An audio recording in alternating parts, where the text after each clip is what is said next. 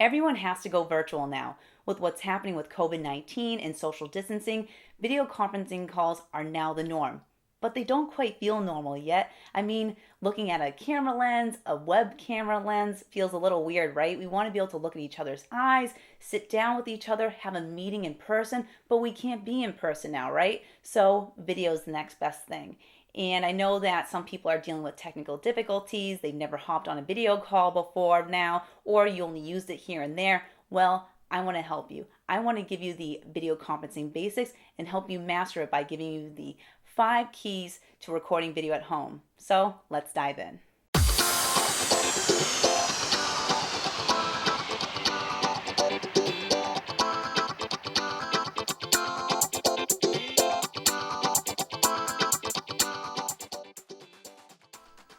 Hi, I'm Megan Corson. I work with executives and professionals to map out their video strategy and look great on camera. I want to help you with video conferencing calls because I know everyone has to use them now, whether you are using it to connect with your colleagues, to have daily meetings, brainstorming sessions, what have you, or even connecting with your friends and family because we want to be able to see each other, to hear each other because we crave that interaction with each other, especially when we can't have it right now during these challenging times. But I want you to be able to see video conferencing calls as not something that's a nuisance or a challenge. I want it to be something that's actually fun and useful for you. So I want to deep dive into the basics so that way you don't have to worry about, oh shoot, I'm just going to be messing up during this call. It's going to be frustrating and confusing and we're not going to be able to navigate this well. I'm here to clear that confusion so that way you can go through those calls with a breeze and to really get the most out of them. So let's dive into the 5 keys to mastering recording video conferencing calls at home. So first you have to think about your equipment, which is your camera, your tripod, your microphone, and your lighting. Now you think about how do you translate what you use for a video shoot into at home for video conferencing calls? Well, your camera is now your webcam built into your laptop or your desktop, and your tripod, which is now your desk or whatever you place your laptop or your computer on, and then your microphone, whether you are using it from your computer directly, you have an attachment for it, and then for your lighting, it's bringing lights to make sure that you're well lit or even using a window for people to see you well. So let me show you how I set up for a video shoot when it comes to video conferencing calls. So first, I like to think about, okay, where am I going to put my laptop? I like to make sure that it's at eye level so that way we're connecting with each other with our eyes. Because if someone is looking up to you, like you have your computer right on your desk here, then they're kind of more so looking at your chin, up your nose, and that doesn't look really flattering, right? And it's a little bit difficult for you to convey a great message or to really feel like that you're connecting, like you're sitting on the couch with your friends that you might be connecting with, or even your colleagues. So what I like to do is I literally take a box just like this and place it on my desk. And then I put my laptop right on it. So when I open it, it's at perfect eye level with me. So you can even use a stool, pile of books, whatever you have on hand, as long as you can take your web camera and bring it up to eye level, then it makes you look so much better. And then what I like to do one better is instead of using the microphone right on my computer, I like to take a external microphone and just plug into my computer there. And then I'm ready to go. I personally use the Blue Yeti microphone because it's so easy. You just plug it into the USB port and you're set to go. So again, all you need is just your stand. Make sure that your computer is at eye level by the way you have it set up. Have your audio set. And then when it comes to lighting, set up in front of a window if you don't have anything else. It can work for something more casual like connecting with your friends or family. But for a business meeting, I recommend making sure that you're well lit everywhere. So that way it's easy for them to focus on you and there's no distractions. And it's just about evenly lighting your face and your background because you don't want that spotlight effect where you are lit up and then you're in the darkness because that can look a little bit weird and it's just, again, distracting. So again, this is your basic setup. Keep it simple. No need to go crazy. Now the next thing you need to consider after your equipment is your space, which is of course where you're recording the video. So right now you all are in my home office. And if you're thinking, well, Megan, I don't necessarily have a big home office. I don't know how to carve a space out in my home to make this work. Well, let me tell you, right now we are in the corner of my house's basement. So if I can make my basement corner look good, then you can make your home office or some sort of space in your home look great. All you have to do is think about what is appearing behind you, how is it looking all around you, and you want to keep it simple. So you can see around me, I have a bookshelf where I have some books behind me because that's functional. I have some fun figurines here, like this wooden camera, because I personally speak and consult on video. I also have a painting of a beach here because I grew up in Cape Cod and I love the beach. Just looking at the ocean makes me feel good, so I like having that in my space. You'll see also I have a sign here that says your video brand. That's because it's a common phrase I use for my presentations and my workshops I give on video and how to do well in front of the camera. So all these things have a reason. You don't have to go over the top like this, of course. This is what I do, so it only makes sense for me to be mindful and to carve out a space for this. But I just want you to be mindful and thoughtful for what's behind you. For example, you want to make sure that whatever you have behind you is very simple and isn't distracting. So easy ways to minimize this is to make sure don't have a window or a mirror behind you, because those reflections, that light can be distraction and blow out your camera, so that way it's hard for people to see you. Another thing is you don't want to, for example, have a lamp behind you where the post is coming out from behind your head, because that can look a little weird.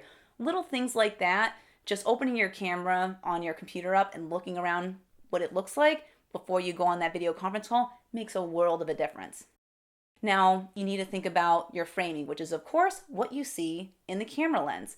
So now that you know what looks good in your background, you have to think about, okay, how are you going to set up the video? You already know it needs to be at eye level, but we have to go beyond that. You have to think about what's within the shot that people see you at.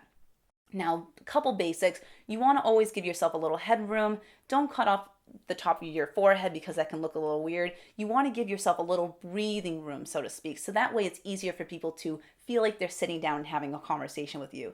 Setting up your framing right can really make the difference and help people forget the screen is even there. You want to also make sure you give yourself enough space to be able to move your arms, your hands, so you can really engage people with your presentation. This is particularly important if you are giving a presentation.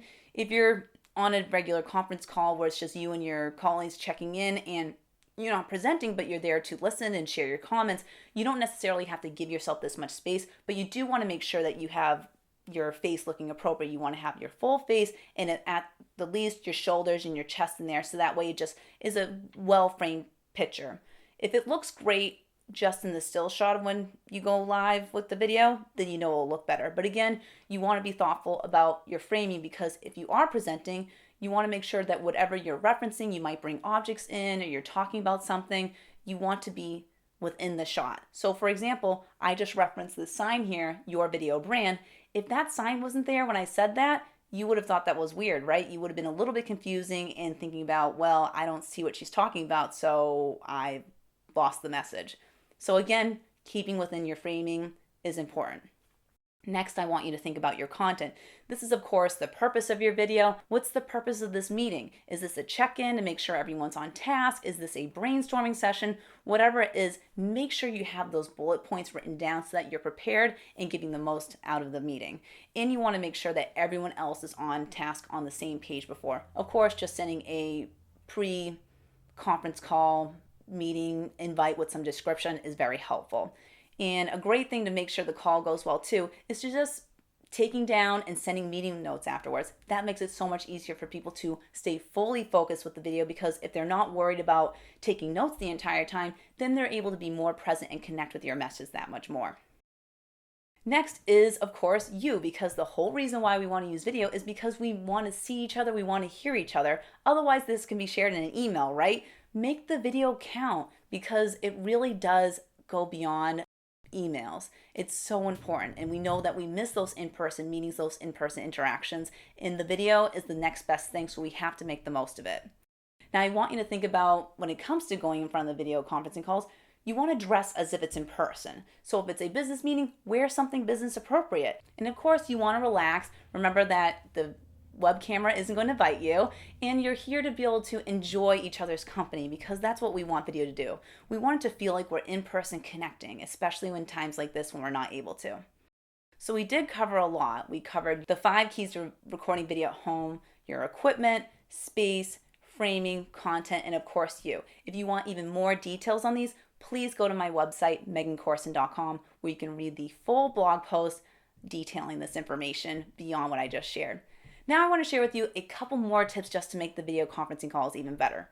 An easy thing to do is to just hop on 5 minutes before. Get yourself settled, set up your desk just like I did. Put the box up, put your laptop there, grab your microphone, get your lighting going, grab that cup of coffee, grab that cup of water, whatever you need. Get yourself settled so that way you don't feel flustered and you're rushing and you're worried about the audio working and everything while people are trying to get settled in. Let yourself just be ready and set to go, because then the video can feel like it's coming to you instead of you rushing to catch up with it. Next, I want you to let your family know. I know it's so difficult to work from home, especially when you might have little ones running around. I know I personally have a baby at home, so a lot of times it's me working around naps or trying to get help from my husband to be able to take care of him while I'm trying to focus on the video. You have to let your family know that you have this meeting at this time. You're focused on it for an hour, 30 minutes, whatever it is. Let them know that you are focused on that call and that you are working and you can't attend to their needs at that time. Now, I know that's easier said than done, so that's why the next tip is to be ready to hit that mute mic. Use that to your advantage. If you have a kid or a dog barking in the background, you want to be able to hit that mute button right away so that way you're not disrupting the meeting or the call with people. And then you can go and attend the needs. People obviously understand. Sometimes people like hearing things like that because then it makes them feel better about the chaos going on in their own lives. And then next, I want you to think about, again, this is an opportunity for us to really connect. I know that it's challenging right now. We would much rather be able to carry on with things as normal, having in-person meetings, being able to just set up a fun chat with friends or just go to the coffee room in the office and connect with someone about brainstorming ideas, but unfortunately we can't do that right now. So video conferencing calls are the answer to us not being able to meet in person. And once you implement these tips, you're going to be able to have more fun with them. They're going to not be as stressful. They're going to be something that are actually useful and something to look forward to. So I hope you found this video very helpful. It was a pleasure sharing with you information. Again, my name is Megan Corson, and I want to leave you with this. Video is the next best thing to meeting in person. Use it as an opportunity to connect beyond the daily emails. Feel free to tweet that. Thank you so much for joining me. If you found this video helpful, please share this with your friends and colleagues. I want people to really embrace video conferencing calls, especially during these times. And these tips will be useful even after social distancing is not part of the daily life right now. This is really useful for people who just can't meet in person because you're in a pinch or just location-wise, it's not possible. Thank you so much for watching this. I'm so excited to get this started with you because this is now the first of many Mondays with Megan. Thank you so much for joining again. See you next time.